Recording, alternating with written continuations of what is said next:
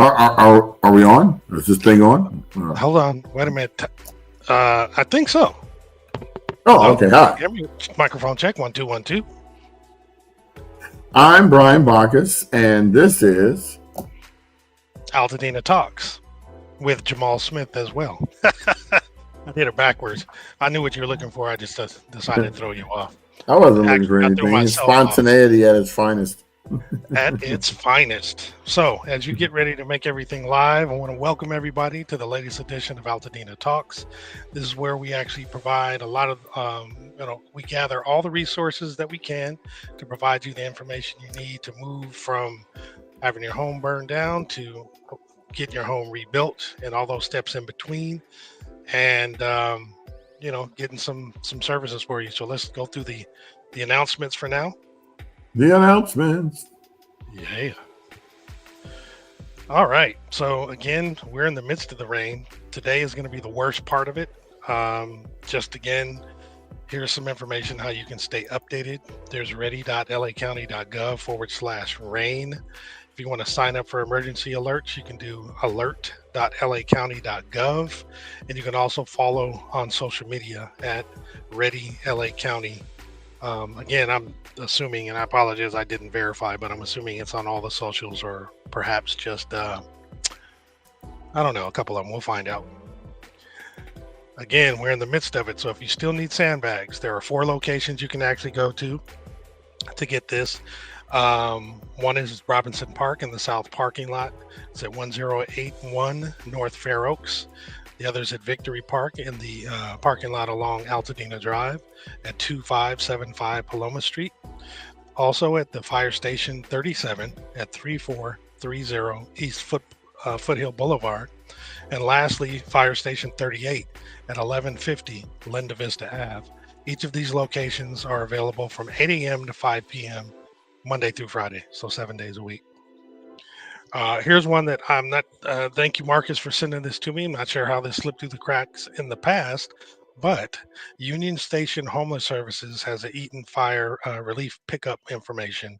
Essential items are available at the Adult Center on Wednesdays from 11 a.m. to 7 p.m. Unfortunately, we missed yesterday's, but some of the available items are kits with hygiene products, toiletries, deodorant, razors, menstrual products, toothpaste, and toothbrushes. There's also bedding, towels, and clothing. And for full-size body wash, bar and soap, shampoo and conditioner. There's some shelf-stable foods and snacks and sack lunches.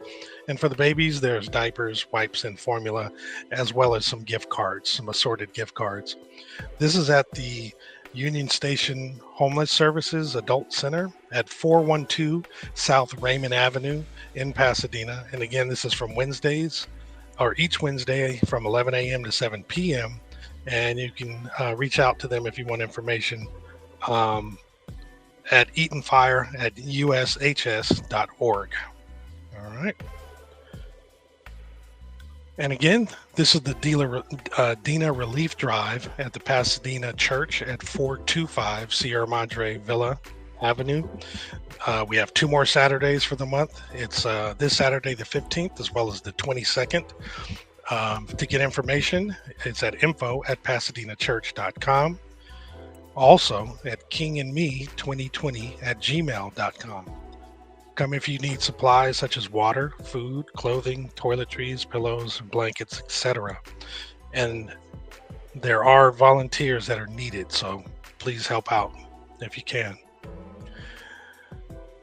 The disaster relief claim assistance, this started last Friday, is available on Wednesdays and Fridays now. On Wednesdays from 9 a.m. to 1 p.m. and Fridays from 1 p.m. to 5 p.m. This is at the Jackie Robinson Community Center, at 1020 North Fair Oaks Ave. I'm going to skip that one slide and go to this one. These are some of the skip it good. Skip it.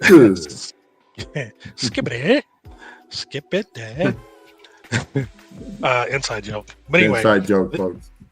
There are some deadlines coming up real quick. The one coming up the quickest is the Red Cross. If you want to register with them tomorrow, the 14th of February is the last day that you can sign up. If you want to sign up for FEMA, the 10th of March is the last day. If you want to sign up for a small business, the SBA registration, that is also the 10th of March.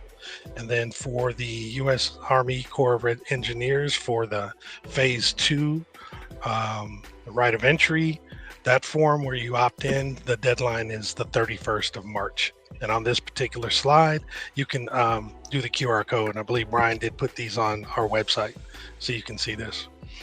Now, there is a number, I haven't read this for you guys before. So for those who are listening, if you want to actually reach out to FEMA, if I can get this to disappear, it's 800-621-3362. And that should be helpful if you need to reach out to them. Also, the new hours for the Disaster Recovery Center in Altadena is from 9 a.m. to 7 p.m., 7 days a week at 540 West Woodbury Road. Couple more. So today is the community grief space for those displaced by heat and fire. Today's the day where you can join them for an evening to be in the community, as well as offer support and hold space for the wide array of emotions you may be feeling during this time of loss. This is available at 445 East Colorado Boulevard today, February 13th at 6 p.m. Excuse me. No. This is being co-created and organized by Melissa Lopez, who's a member of the Altadena community, who has also been displaced, and Gabby Teresa, who's a local therapist. If you need information, reach out to Gabby at RAICES therapy.co for more information. So the Eaton Carathon Part 2, we had shared with you guys last month. The city of Monrovia actually hosted a carathon, a 5-hour event, and this is the Part 2, where they're actually going to have they're opening up the doors of the historical Santa Fe train depot for the first time in years. And this special location is going to be open for a 3-day multi-layered community event and art show hosted by Chris Los and Route 66 artist Sellout. Basically, they're raising funds for a couple schools that burnt down in Pasadena. It's Avison and Odyssey. The location is 168 West Pomona Ave in Monrovia, and opening night is February 21st. This is going to be from 7 to 11 p.m. This is for 21 and older. The next day is the community event, which is February 22nd from 11 a.m. to 2 p.m. And then there will be a jazz brunch on February 23rd from 11 to 2 p.m. Go ahead and click the QR code if you're interested, and you can get information for this. And this is the last one. We had a gentleman that joined us last week. His name was, I think it was Jerry. And he actually had helped put together a similar event, Altadena Strong. It was earlier last week. No, it was Freddie. It was Freddie, my bad. Thank you. It was Freddie. And he has another one coming up today. So it's February 13th. It's a coalition team building meeting at 6 p.m. This is where you can actually join via Zoom, and it has the meeting information there. And it's they want to join in building the Altadena Strong Residents Coalition. It's called A Movement to Rebuild, Protect, and Shape the Future of the Community. They're seeking residents of all backgrounds, skills, and experiences, community members with ideas, vision, and passion, volunteers who want to make lasting impact, and advocates committed to ensuring their voices are heard. So again, this will be placed on our website where you can get information, but if you're interested, that's today at 6 p.m. All right. That's it for me, my friend. Let me actually get rid of these. And back to you, B. Tell us, what are we going to do today? We're going to clear our throat. Let me clear my throat. We got Janice in the house watching and listening. Thank you very much, Janice. We appreciate you. We appreciate everybody that comes on this show and checks us out. We are Altadena's number one source for everyday Monday through Friday information. Now, no one else can say that. That was pretty cool. That was off the top of my head. We're like KFWB, except we're not on the weekends. Anyway, today's topic is focusing on the progress of debris removal. So, as you all have noticed, that they have decided, which probably is in the best interest of the whole community, to utilize Farnsworth and Altadena Golf Course as drop points for the debris, because it'll be quicker to drop it there and then have trucks carted out later, rather than have those same trucks take it from the location and drive all the way out to Irwindale. And you know how traffic is after 11:30 on the 210. And they can't take the streets. Because you can't take, first of all, I don't know how you're going to take toxic stuff through the freeway anyway, unless it's covered up. But that's just my thought process on it. And this is where we are with it. So Jamal has pulled up some slides. We're going to look at the progress map. Still looking for that map. Sorry. We won't be showing you that map today. However, I thought I had it. I keep bringing the same one up. It actually. That's okay, because I'm going to go to the infamous Google and find out what is the progress on debris, the debris. So going to progress, because we're slow like that, on debris removal in Altadena. And let's see if we can pull up a couple of links. Well, there was Governor Newsom out in Altadena yesterday putting on a show. Let's show some of his stuff. I mean, since it's already public knowledge anyway. So let's go ahead and open up this new tab. And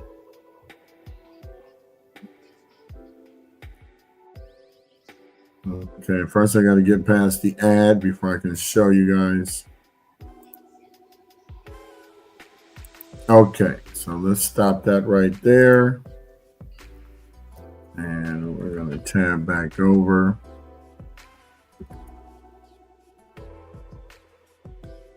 Maybe I'm in the same thing. Huh.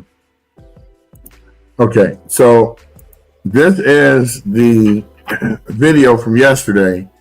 And any video that we show you is going to be available on our website in a summary form, so you won't have to sit there going and look for it. So I've gotten one up right now because, I'm doing so many things. But I will have all of the town halls from January 21st all the way up. So you'll have a summary on our site of every last one of those. That way you can keep up with what's going on with the town halls as well as what we're doing. So since I had this in the same window, I couldn't pull it up. So let me do that now. Okay, so we're going to go share. I know, bear with us, folks. Sometimes we're a little slow. We're old. We're not probably as old. We're sort of old, you know what I'm saying? All right, that's not up there. Hey, I get discounts, so. Hey, I used mine for the first time. It's like, what the heck? I be forgetting. I'll pay for stuff and be like, damn it. Like coffee at McDonald's is now $1.12. I need to remember that. Okay, so here we go.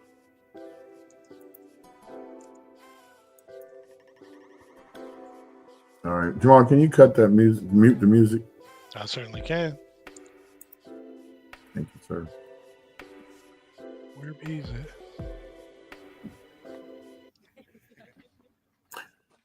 So I'm going to show you a few minutes of this, and then we'll be back to talk about any questions you may have. Right now, they're getting focused. Okay, my name is Margot Stöber, and I'm a it's low. Beautiful Altadena, which sadly is in troubles at the moment. This is my first happy day since 30 There you something go. days because every day I cried for the loss of my beautiful Jane's cottage, which you see to the right over there. It's burned to the ground in that night. And today is a wonderful day. For the first time, I didn't sleep because I was in fact excited because the Army Corps today starts my property. Starts with my property to take the debris away. So I'm so happy. So now, instead of looking to the past, I'm starting to look towards the future. And this is not just a day for me. This is a day for our beautiful Altadena community. We all need to look to the future and have hope and strength to rebuild. I'm very thankful to the governor and to the Army Corps for putting in all this political pressure, all the work, all the diligence. And I have actually received so much kindness and love during this time since I am in such a vulnerable position. I'm really thankful for that. So that's what I have to say. And I want to introduce Nancy Ward, who will speak to you next. Thank you very much. Good morning. I'm Nancy Ward. I'm the director of the Governor's Office of Emergency Services. And I first want to thank the Governor and Supervisor Barger for their leadership in getting us here today in such quick stead. And I also want to thank the U.S. EPA for their work and speed that they have worked through to get us to be able to initiate phase 2 with the Corps of Engineers. And then just all of the partners that got us here, FEMA, our Office of Emergency Services, EPA, the county, the cities, and the Corps of Engineers. We could not have done this without everybody's efforts and rowing in the same direction and working through some of the challenges that we all had. This is record time for this to start. Only 35 days, 36 days. It's amazing that we are here today. So with that, I would like to introduce Bob Fenton, FEMA's Regional Administrator, FEMA Region 9. Good morning, and thank you all for being here today. This moment marks another important step as we move forward in the recovery process for communities across Los Angeles. The wildfires took so much, but today we take another step toward rebuilding not just homes and businesses, but hope itself. The removal of debris is more than just clearing away that was lost. It's about making property safe, restoring the land, and preparing for what comes next. The U.S. Army Corps of Engineers is leading the next phase of debris removal with an unwavering commitment of safety, speed, and efficiency. Our top priority is ensuring that the process moves as quickly as possible while keeping the community safe. We know that recovery is not just about clearing debris, it's about the people. It's about families finding their way back home. That's why FEMA remains fully committed to supporting survivors every step of the way. We are providing temporary housing solutions, financial assistance. We are working closely with the state, county, and local communities and our federal partners to ensure that no one is left behind. The overwhelming response from homeowners, over 7,300 rights of entry forms submitted, shows the strength and resilience of the community. But we need more. We want to get everyone enrolled in this program. Together, we are turning tragedy into progress, and today's efforts are another step toward recovery. To everyone impacted in these fires, I want to let you know we see you, we stand with you, and we will not stop working until every survivor has the support they need to rebuild their lives. Thank you to all our partners, first responders, and dedicated teams making this progress possible. Can't wait to get to work here soon. With that, let me turn over to the guy that's gonna be responsible for most of that, Major General Kelly from the U.S. Army Corps of Engineers. Major General Jason Kelly, I'm the Deputy Commanding General for Civil and Emergency Operations for the United States Army Corps of Engineers. I normally wake up and think about the movement of goods on our nation's inland marine transportation system, our coastal waterways, how we protect, restore, and manage our aquatic ecosystems. I think about how we sustain our water resources infrastructure. But for the last several weeks, I thought about nothing but how we recover from the terrible wildfires that this community experienced. There's a healthy buzz in the air today as we get started, as work commences. I am but one part of a very important team, local, state, federal partners that have made this all possible. I stand before you as an ambassador for the 40,000 members of the United States Army Corps of Engineers, all of the experience, all of the talent, and we'll put it all towards the recovery of this community. I'm excited. I've been inspired by those that I've seen, the resilience that I've witnessed, the determination that I've seen. I'm excited to be a part of this incredible mission. I've been in the Army for over 30 years, and I'm confident that what we are doing here today, what we'll do over the coming weeks and months, will prove to be one of the most important things I've done in my career. Incredible partners behind me. I'll now pass to one of the most important partners, the local, Supervisor Barger. Thank you. Thank you, sir. Thank you.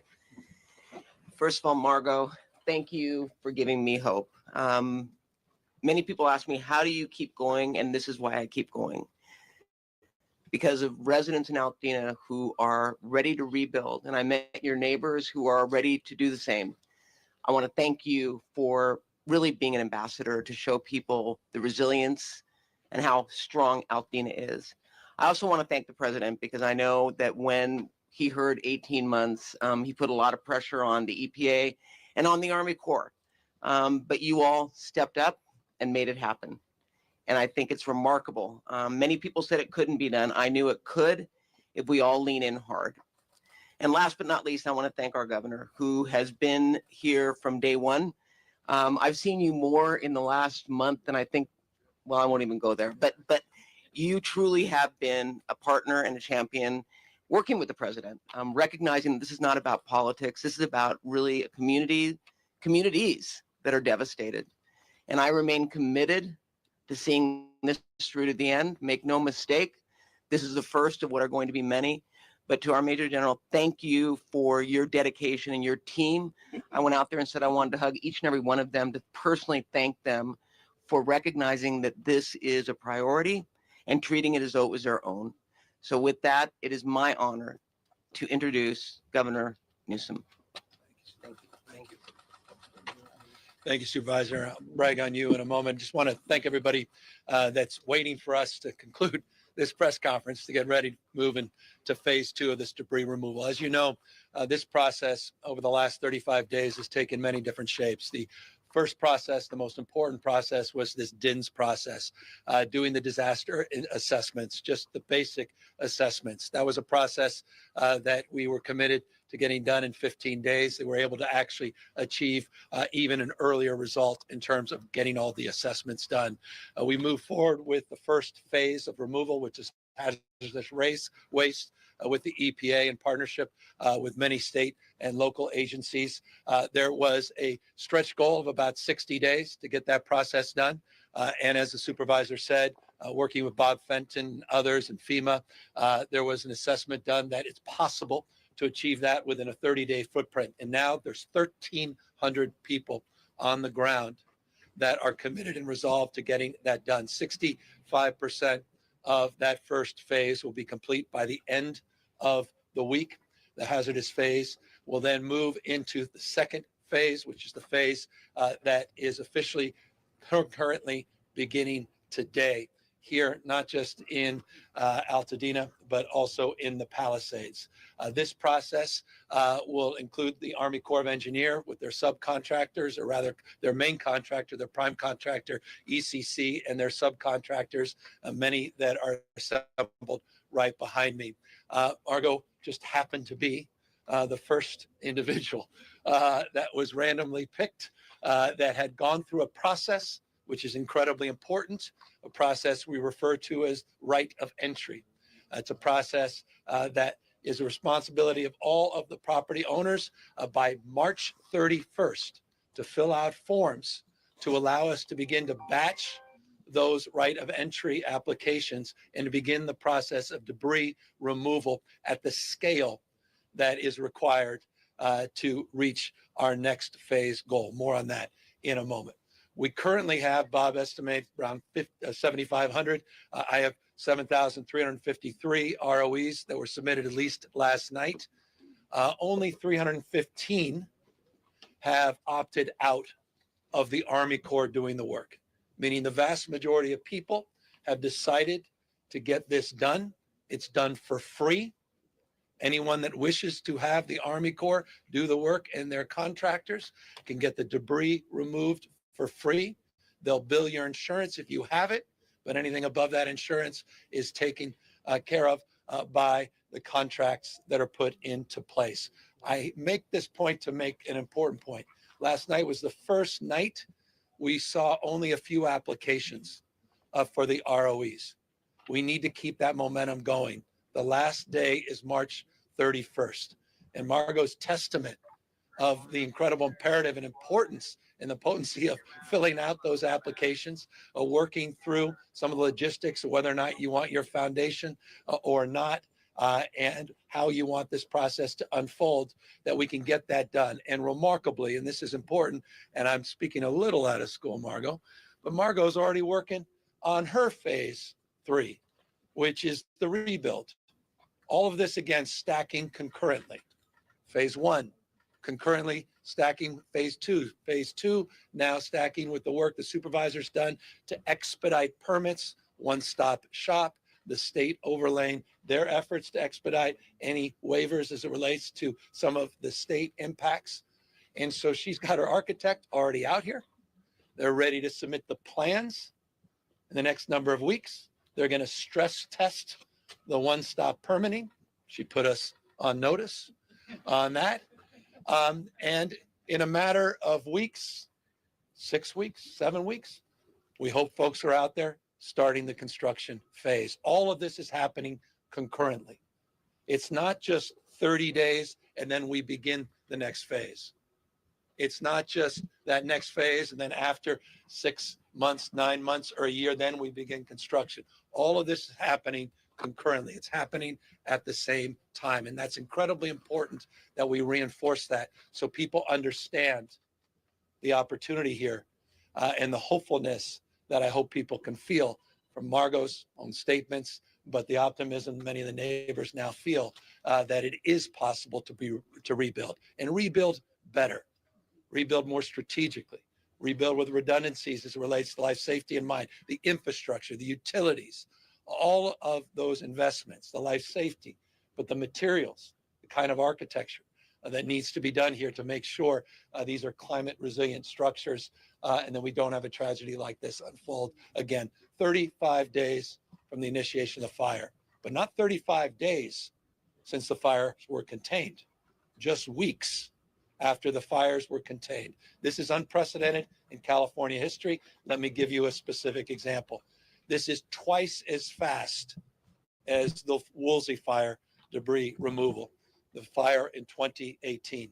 Faster still, even compared to Paradise. And that is a long way of saying what Supervisor Barger was saying.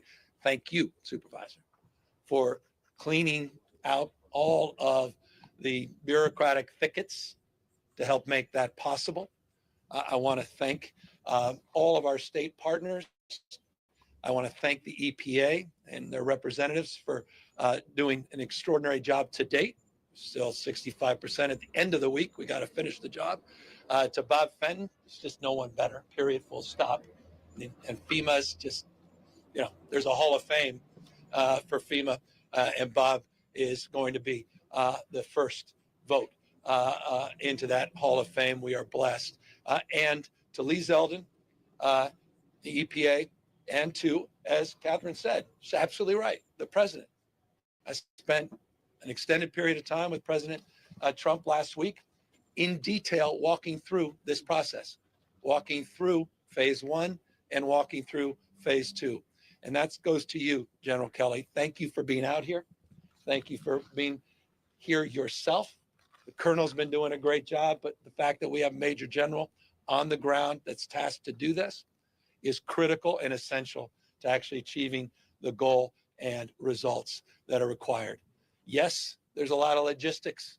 Yes, this will be a 24/7 operation.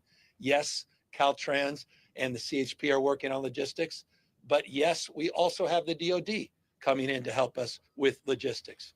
Yes, we're looking at new strategies to address the issue around congestion. For example, on the PCH, concerns around how you get these trucks in and out in a 24-hour operation. So we're looking at dedicated lanes. We're looking at strategies to stress test these landfills. And I mean by stress testing, that's about ingress and egress into landfills. It's not just the availability, which we have for this debris to go into the landfill, but it's the ability to get the scales, the weights done, and to make sure you've got the ramps so that we keep these operations flowing consistently. So all of that is happening concurrently.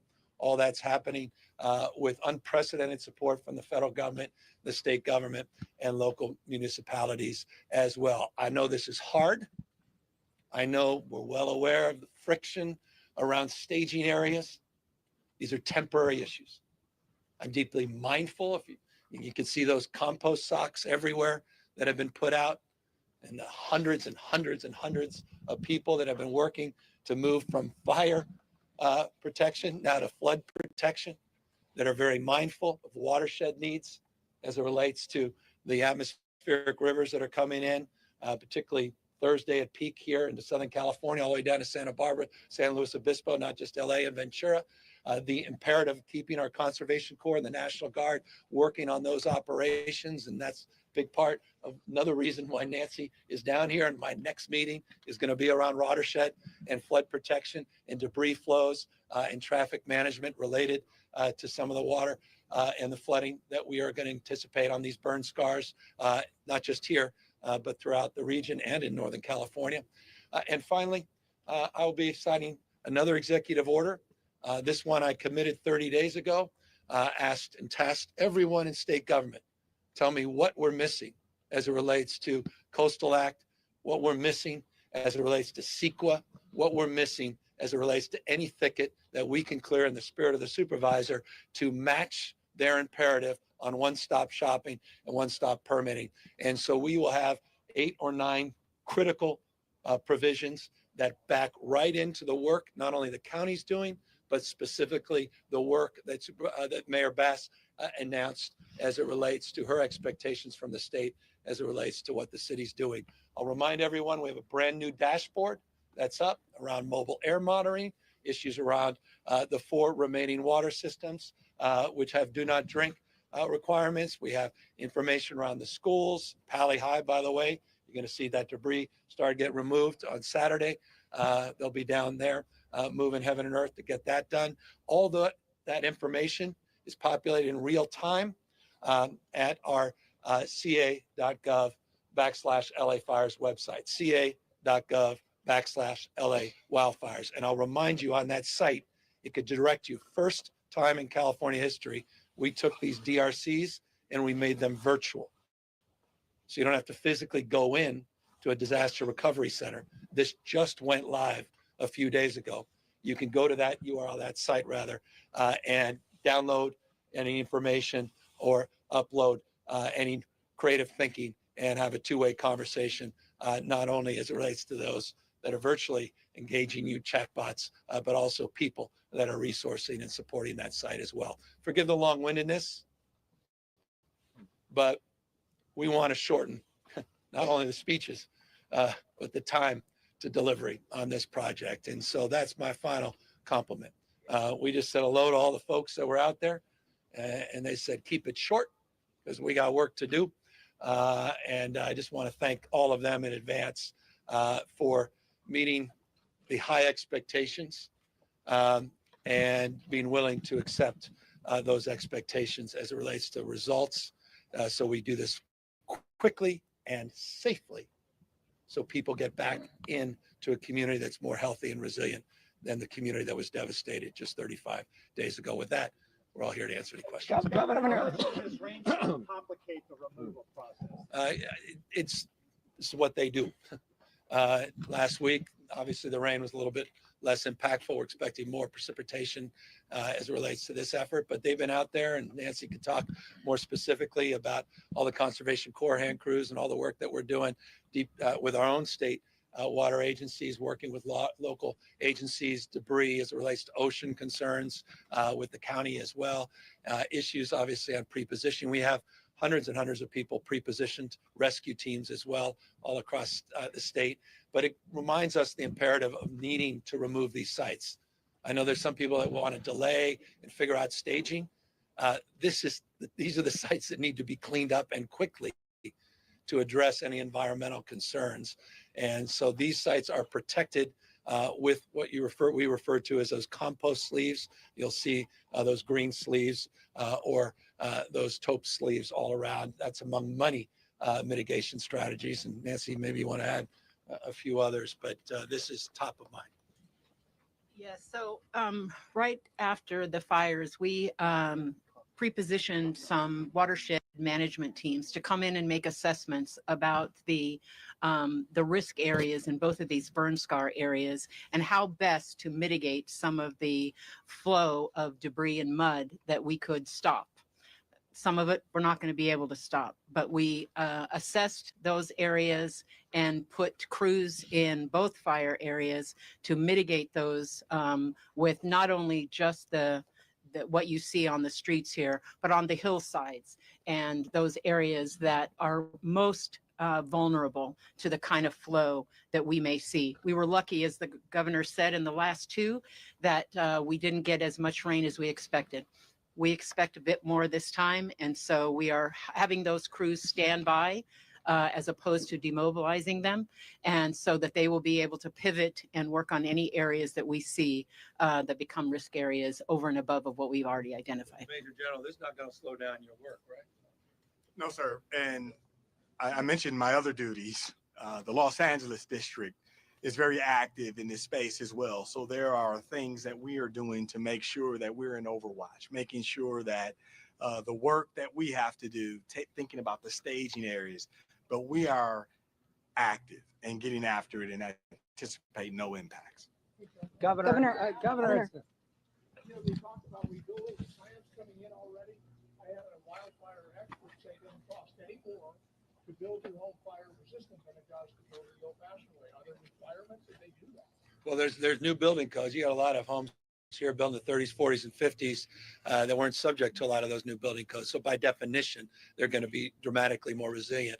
The question is, where do we cut that off? And we've been talking to, for example, Mayor Bass's office. She talked about those 2017 codes versus the 2019 codes. And those are part of the discussions, part of the executive order that I was alluding to and previewing just a moment ago. But look, we're hearing from the exact expert you heard and other experts that for new construction, it's not significantly, and arguably not even marginally more expensive to take these to a whole nother level in terms of creating fire resistant homes.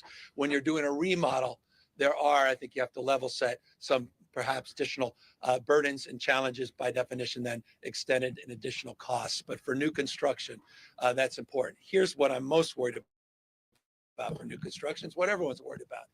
Just supply demand, the issues of constraints, issues around everybody accessing materials and supplies at the exact same time, not just those physical supplies, but human capital that's required as well. And so we've been stress testing every conceivable. I've previewed this 3 or 4 times with all of you as it relates to some of our apprenticeship programs, looking in-state, out-of-state, looking, when I say in-state, other parts, regions within the state of California to access the workforce.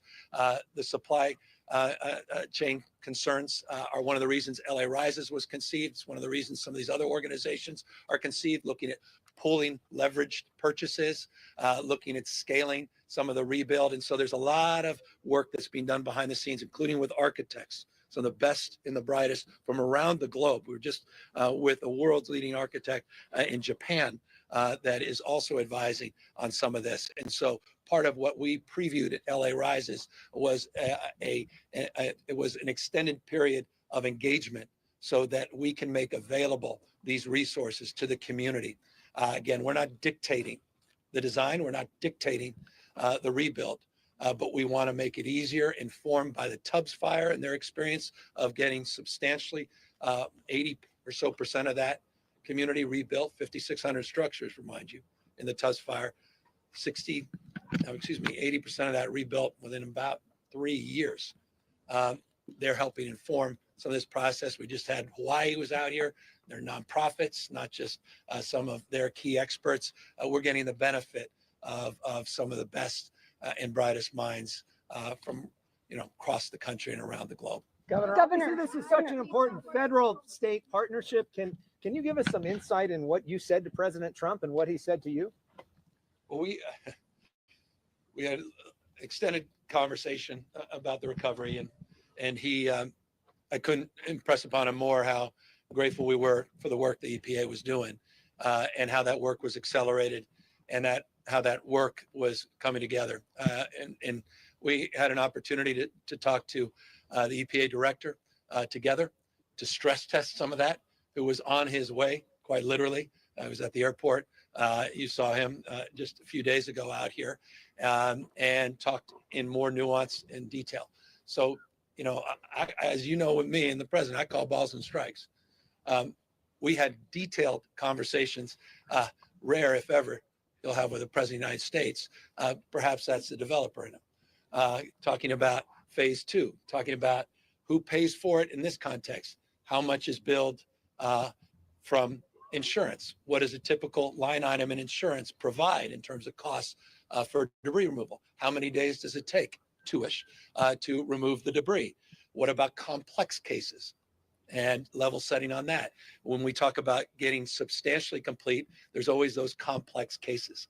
When we talk about phase 1 and phase 2, we talked to the president that some of that work will actually be done by the Army Corps, phase 1 and phase 2, not separately from the EPA. How schools are done differently, how the billing cycles as it relates to reimbursements are done a little differently. We talked about the assessments of total cost, total tonnage, 4-ish million tons, I think is what we're estimating coming off this debris site. So it was along those lines. Why it was an extended conversation. Governor, SoCal Edison. There are a lot of Californians concerned about where that debris is going to be going, where it's going to be stored. On the Palisades fire, folks really concerned about Will Rogers Park, Will Rogers Beach. People here concerned about the Altadena golf course. I know we have the EPA here, but I'd love to hear from you about what your commitment is to Californians about protecting the environment and where this debris is going to be going. It's half of this state's potential debris for the year. So I appreciate the question. I appreciate the sentiment behind the question as well in terms of related concern, and we're addressing that. I know local representatives more so, in particular community meetings and the like. So you're talking about two different things. You've got staging areas, and you referenced some of the staging area sites. That's for short-term staging for phase 1 hazardous waste removal.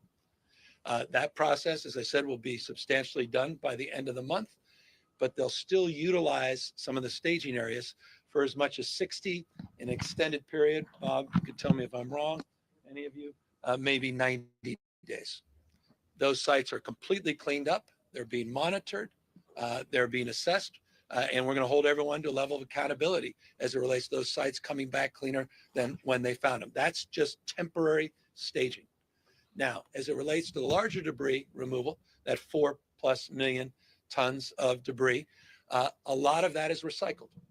You have some concrete that can be recycled, some that cannot. You got wood chips that can be recycled. You have steel that can be recycled. So that reduces the total tonnage and waste. We have identified all the facilities. The Corps, Major General, has identified all of the landfill sites, and there's availability in those sites.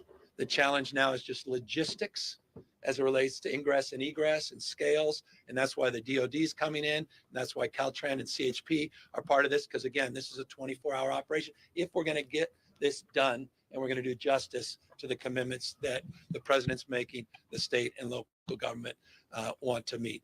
And as it relates to that issue, they're met to the highest levels and standards. And let me reinforce that. There are a few states, it's one of the reasons you love California, some people are frustrated with California, is we tend to do more than most other states. as it relates to issues like protecting public health and related issues associated with soil sampling, as it relates to issues of air monitoring. We have our own California EPA that is supplementing a lot of that work, including the mobile air monitoring that we're doing as it relates to benzene and arsenic and lead, that we're also populating on that website and making transparent, that are supplementing the work the US EPA is doing in some of the local air quality districts. So it's supplementing all of the regional, local, regional, state work and federal work, and making sure we're transparent and accountable along the lines of your concerns and questions. Governor, SoCal Edison is now probing whether its electrical equipment sparked the Eaton fire. As we know, their equipment did spark the Woolsey fire, the Thomas fire. PG&E was blamed for the one in Camp Fire, and ultimately in the settlements, ratepayers bore the cost. If SoCal Edison is found to have started the Eaton fire, will ratepayers have to pay the cost again? And what is being done to make sure that electrical equipment does not spark future fires? So we've got to unpack a lot of this. There's no soundbite here, so you may want to keep the camera rolling. I was deeply involved as it relates to the Camp Fire, and the reason I start there, that led to the bankruptcy of the largest IOU, investor-owned utility in the United States of America, Pacific Gas and Electric. The process to get them out of bankruptcy led to the creation of a wildfire fund. That fund was set up with 3 IOUs that participated, including Edison, that have been paying into the wildfires fund to create a contingency that would allow them to access the resources and the dollars in that fund for precisely the concerns that have been raised as it relates to the possible and potential culpability, of which no one has assessed that. No one. Anyone who asserts that is asserting things without evidence. I don't think that. I know that on the basis of a deeply independent investigation that has profound economic consequences and a lot of litigants attached to it in terms of its ultimate determination. So I'm not predetermining anything. But in the expectation of another major wildfire occurring, SB 1054 was created, this wildfire fund, that has up to $21 billion of claims paying resources. Last I checked, and forgive me, no notes, and you caught me not off guard, but not necessarily up to speed on the exact numeric, but roughly $12 billion of cash was in that. But the ability to then even finance beyond that up to $21 billion exists. I have independent experts that helped us create that fund in partnership with the legislature that are also looking and stress testing at its capacity to weather a worst case scenario along the lines that you suggested without impacting ratepayers to the extent possible. Again, stress testing the system, or at least the design of the wildfire fund that was created. Now you have the FAIR plan, which is not a state-owned plan. I impress upon all of you, it was conceived in 1968. It's not a taxpayer-funded plan, the FAIR plan. It is a syndicate pool made up of the admitted market, meaning your insurers, and they have reinsurance. They're in the process, and I believe in a few hours, the insurance commissioner, I'll let the insurance commissioner talk about the status of the FAIR plan in relationship to, I know it's separate and above, but it's important, and derivative part about their claims capacity as it relates to their current assessment of the damage and the impact to their policyholders. So again, too early to make that determination as it relates to Edison. If there's a determination of responsibility, culpability, their relationship to that fund exists. That is not the case in LA with their utility. They were not part of that fund. And so that's a separate question as well, which we're also gaming out and stress testing. What about the second part of my question about the...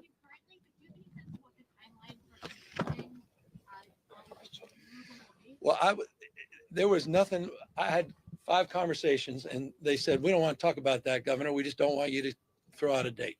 They said, whatever you do, don't put out a date, because I want to be cautious here. I'm desperate to tell you, and on this date, we're going to get all this done. And it's just not fair to them at this point. But I am resolved as the President of the United States to do this in unprecedented record-breaking speed. And we've achieved that through the first few phases. And I'm confident that can be done if we all row in the same direction and we work across our differences in the spirit that's required at this moment. I'm not going to say that's easy. This is a massive effort.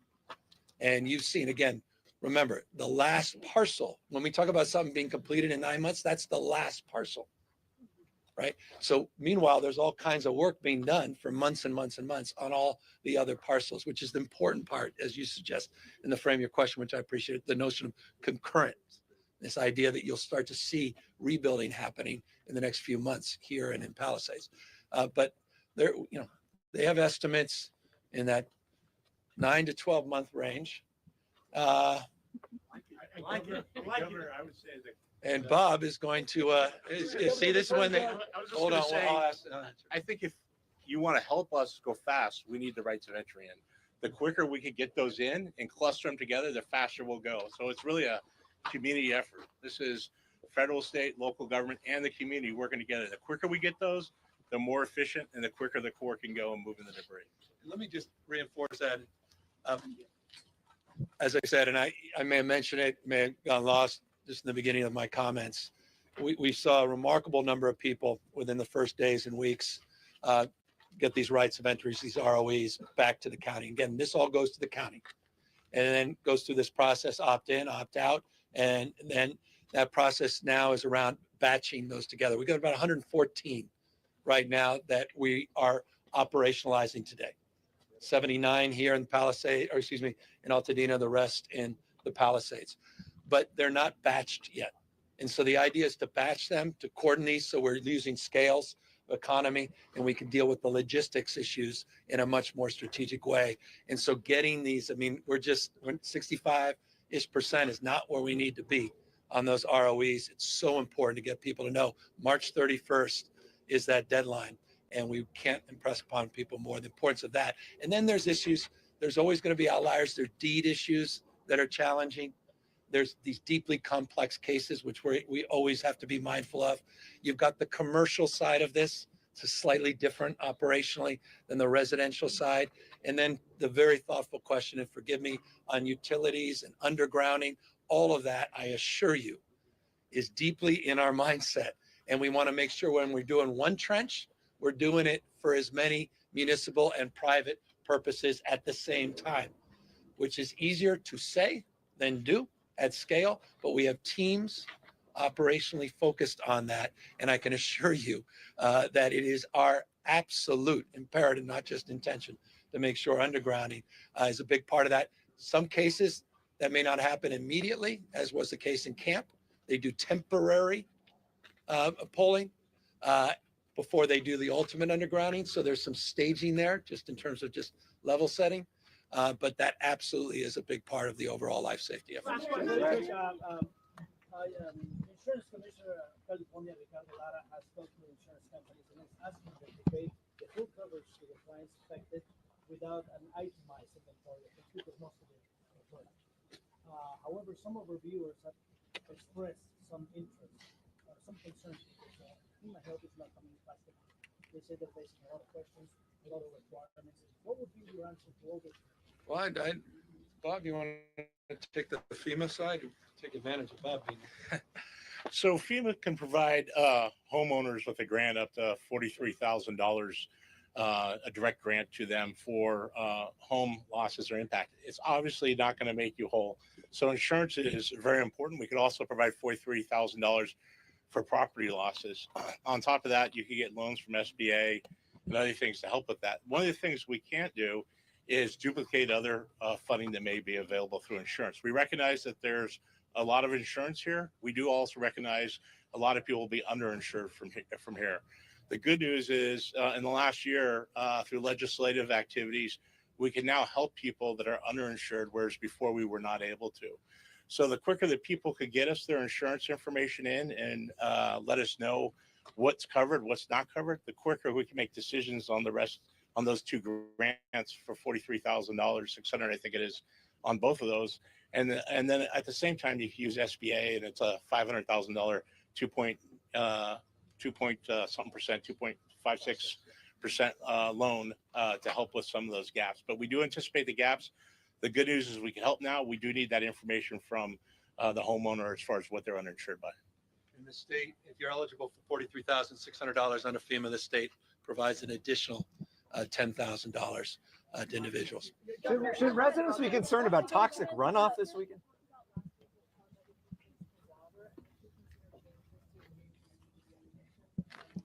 Yeah, well, that's a separate topic, but maybe not. It's maybe related for different reasons. We had extended conversations around water policy. We'll see where things, how they play out. There was an executive order the president signed that had a 15-day timeline. I think over the weekend that timeline expired, and so I imagine they'll be presenting their new approach, their new strategy in very short order. We'll react to what actually occurs, not what's hypothetical, but we did have an extended conversation. We talked about the demand on materials in the rebuild, the supply chain issues. Are you at all concerned about a 25% tariff on major imports of steel and how that would complicate the lives of these folks trying to recover? Obviously, we're gaming all those impacts out. And look, these tariffs are nothing more than taxes paid by consumers, paid by taxpayers. So by definition, they would impact some of these efforts. So I hope those things are considered. And look, these things are well within the consciousness of the administration. I think they understand that, and they understand, again, with a president who deeply understands the issues of material and related development and redevelopment costs. So we'll see, again, all these things play out. I fire and fury signifying something, nothing, situational, negotiating strategies. These things, we'll just see how they play out, and we'll react to actually what happens, not what is asserted. And so clearly that is on our mind, but more broadly, even beyond just that proposal itself or the implications of that proposal. I'm more worried the totality of the laws of supply and demand. Thank you guys very, very much.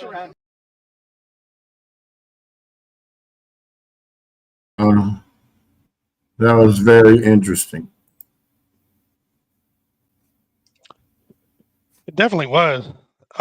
Very long, much longer than I anticipated, but it was some pretty good information. Some of the stuff, in my opinion, is everything we've been covering thus far. They've been rather consistent in terms of that message, in terms of what you have to do, in terms of take care of your insurance, take care of those things. And then the next steps for the recovery, which was phase one and getting rid of the debris. Very clear about that. The EPA went and did their thing, and we're progressing through phase two. I know there was a lot of hubbub about phase two and who was going to pay and whether it was going to be free and all this kind of stuff. I do believe that we're pretty clear on that now, where whatever portion of your insurance is to go to debris removal, they will be billed by the Army Corps of Engineers. If there's an amount above and beyond that they were being charged, that'll be taken care of by FEMA. In which case, it truly will not be out of pocket unless, and this is a huge caveat, unless you guys get paid this money up front, like your insurance. And what has been suggested, not by us specifically, but we're reiterating this message, is to keep those monies separate and allotted for what they're supposed to be allotted for. So just protect your money. So again, if you get $30,000 as a line item for debris removal, make sure you keep that $30,000 specifically for debris removal. That is, again, if you have been paid already. Phase two, with the understanding about the opting in, I think a lot more people are going to opt in. And one of the things I wanted to share was that site that the governor had mentioned. And I'm going to share that real quick. Share screen. It's a pretty good site. I mean, it has a bit of good information. The one part I wanted to share about was the, let's see our progress. and it's really this part right here where it's the structural phase 2 debris removal in terms of the right of entry forms. Now these numbers are for both, it's for all of LA County, right? So it's including the Palisades fire folks as well as Eaton. But there's been, as of whatever the date that this was updated, 7,764 of folks who have actually opted in, and only 351 who have opted out. It seems that if you opt in, and more importantly, if you work together with your block, as Marcus, who was on last week, talked about, he's communicating with his entire block to kind of work together. The larger the section of an area that is opting in, the quicker that section could basically be taken care of. We were a week earlier than what we thought, just last week for phase 2. Okay, very good. That's good to hear. Hopefully we can all, we can stay on top of this and be ahead of the game more often than not. I wanted to share one other page and kind of continue to talk about this next phase. Let's see. Let me do it this way. Okay, we've referenced this site a few times. I'll just go to the home page first. This is the home page. This is LA County Recovers. It's recovery.lacounty.gov. And the main resources here are the right of entry form. This is where you can go to fill that out. Remember, you have until the 31st of March to do that. And here's some information, obviously, about the removal process. We've gone over this at quite a lot. So the next part I just want to kind of bring up, because this is a tab we hadn't really addressed yet. We wanted to really make sure that not only did we understand the removal and the debris removal section, both phase 1 and 2, but we wanted it to kind of be underway and folks kind of understand where they were going to go, what direction. Hopefully you guys have kind of made a decision on which direction you're going to go, if you are indeed rebuilding. And if so, the next phase is this tab over here that I've clicked on. There's a couple different things that you can actually look at here. Very important information. If you're going to rebuild, you're going to have to go through the permitting process. Everything is online right now. This particular section, this first gray section, shows where you have to go. And I'll go ahead and click on this real quick, and then I'll share this one. This is Epic LA. It's the electronic permitting and inspection site. You have to create an account. So it shows the different steps that you have to take. So the first step is logging in to register. Then you apply. That a tool allows you to view permitting plans, licenses that are available to be applied for. This is obviously after you've spoken, figured out a builder and figured out what your floor plan, and you got your blueprints and everything.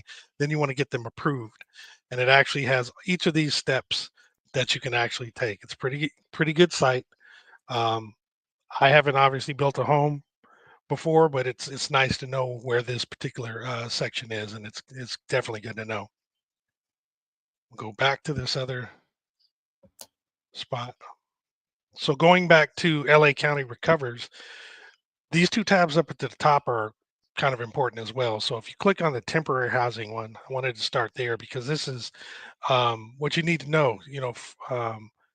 Say that it says that you may use a recreational vehicle, manufactured home, or prefab ADU or mobile home as a temporary housing if you live in, the legally established single-family residence, accessory dwelling, caretakers area, right? Now we've kind of addressed this as well a couple times, but this is a page that actually shows more detail about where you can actually get this information on how to take those steps to actually get that recreational vehicle or prefab home or prefab ADU or manufactured home on to your lot. So these are the different details. So again, it's recovery.lacounty.gov.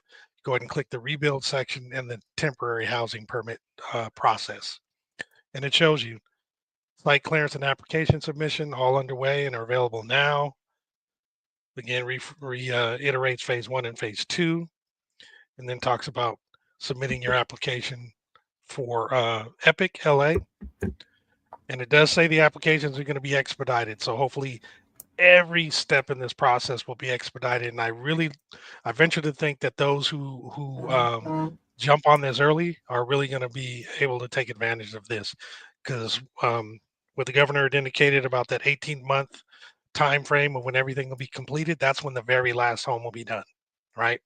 And the same concept of rebuilding the homes, whatever that specific time frame is going to be, it's going to be based on the last home being done. So the sooner you get started, the sooner your home will be done, and you'll be sitting there waiting for everybody else. And then, so once you finish step 2, getting the permits, you can then set up your temporary housing. And again, there's obviously more details in the middle of that.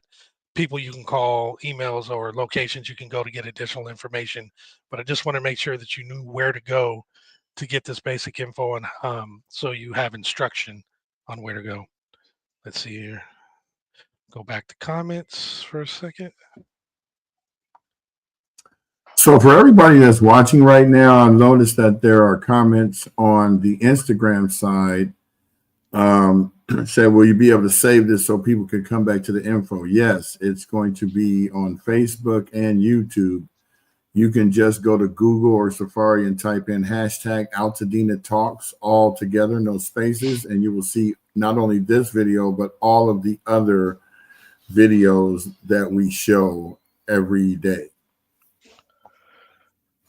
Yep, what he said. Now, the next one, I actually clicked on the like-for-like rebuild. This is a conversation we've had a little deeper in some of these meetings that we had. For example, when we brought on Kendra Mays with Kendra Custom Homes, she was talking about kind of one of the ways you can actually rebuild. And Tony also talked about this as well through her investigative process and what she's learned about going through this with her parents' home. One of the steps you can do is do a like-for-like. And what it says here on the like-for-like rebuild on what you need to know is like-for-like replacement structures must be the same size in the same location and for the same land use as the legally established damaged or destroyed structure. The like-for-like replacement structure may be approved with modifications if they do not increase the floor area, size, height, or building footprint by more than 10%. So in Tony's example, and we'll probably have her mention this on the next Tony Talks on Tuesday, just to maybe reiterate. But in Tony's example, this is important specifically for her parents' home and anybody else who's under Prop 13, because their taxes are kind of capped at a level, at an extremely low level based on that proposition. And as long as you go up to 110%, only 10% above what the structure was before, the taxes will be the same. Now, anything above and beyond that will be taxed at whatever the current rate is, but you're still kind of capped at that 110% at the old prop rate. So it's just important to know for those who are in that situation, because otherwise, if you build it larger, there is going to be higher tax obligation. So again, these just take care of the different same step 1. Got to take care of phase 1 and phase 2. What is, I'm easily distracted. Okay.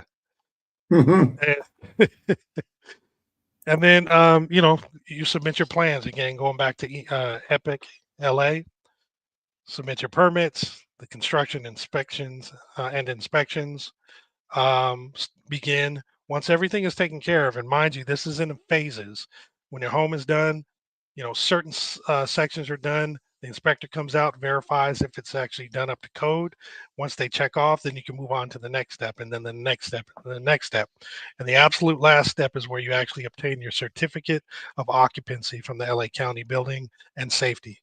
Once you get that, you can move in, you're done, and that's good. Then you're happy, move back into the house and start living again. Just wanted to kind of go over these basic steps, make sure that you guys knew where to get this information. And again, right below this section, there's a bunch of links that you can actually go to and get some info. And what we're going to do, and in subsequent episodes is we're going to bring some professionals, not just the builders, but some of the professionals at the city and county level that can actually address some of the issues and questions that you may have in this rebuilding process. And with that, I am done with that section.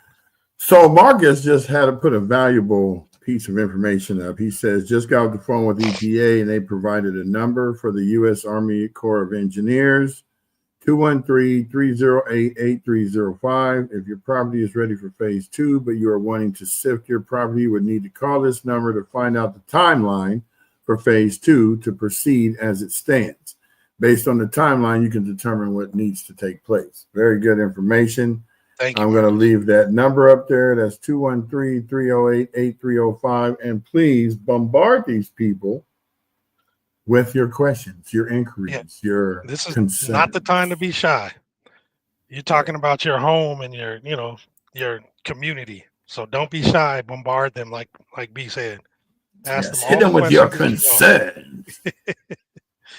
Renee Brown, hit them with your concerns. Yes, please, Renee. Reach out to them. We can't worry about the hierarchy of things. The governor comes here twice a year, maybe 3 or 4 times a year. We were just happy to be having him on there, starting something. The trucks are lined up. I'm actually going to be traveling up there tomorrow to get some footage. I'm not going to be on the show. I'm going to be on location. Jamal's going to bring me in on the scene. We're going to do this like CNN, but it's going to be ATN, AltadenaTalks Network. Yeah, that's actually going to be pretty cool. I'm standing here above the wreckage. I'm not going to be that dramatic. Well, I think that kind of ends our show. We wanted to bring a lot of things that we're going to show you might be from yesterday's news, but guess what? You didn't see yesterday's news, but because you might be out of state or you might be someplace else. So we're just trying to bring you what we find and what's out there and to give you a better understanding as to your options that you may have and, other resources that are available for you to be able to do what you need to do to get through this. I mean, first they said 18 months. Now we see movement. So it hasn't even barely been a month and they're already starting. So this is great news. I'm always happy to bring certain information to you that's happy news, not like, something else. So without further ado, you got the websites. You can check our website, AltadenaTalks.com for more information. And I'm going to be putting all of the links up on the page for all of these summaries, including this one that you just saw, so that you can actually read the whole thing. We don't cut corners. We give you the exact information you need to have. So thank you very much for actually joining us and staying on as long as you have. We normally go about 30 minutes to maybe 2 hours. It depends on what the information is. So that's all I got to say. Jamal, you have any parting words? Thank you. Y'all have a great day. Peace. Zippity doo dah. Bye bye. Zippity.